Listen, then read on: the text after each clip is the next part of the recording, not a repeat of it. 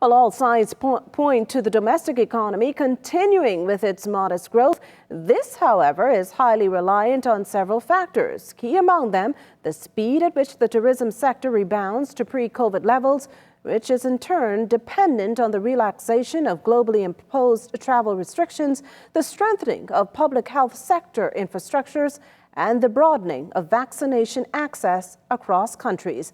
But as it stands, here's what the most recent numbers point to. Judging from the provisional data, the first 6 months of the 2021-2022 fiscal year saw a narrowing of the deficit from $736.2 million to $269 million. Meantime, the upswing in total revenue was led by a $402.7 million, or over 79% jump in tax revenue to $972.1 million.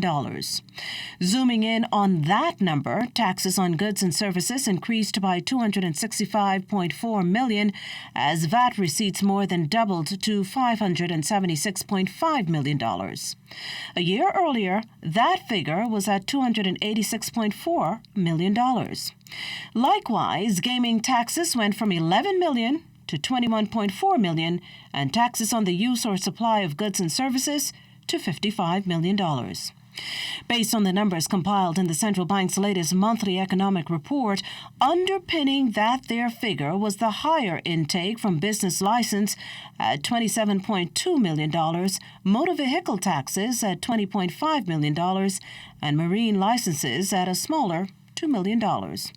Also a big help was what was pulled in from international trade and transactions like customs and other import duties, taxes on exports and departure taxes, an overall increase of more than twofold from $103.2 million to $225.8 million. Also consider the fact that property tax collections rose by $11.8 million to $36.8 million and general stamp taxes by $2.9 million to $4.2 million. And while revenue shot up, expenditure headed south, and that's said to be tied to a $9.1 million drop in capital outlays.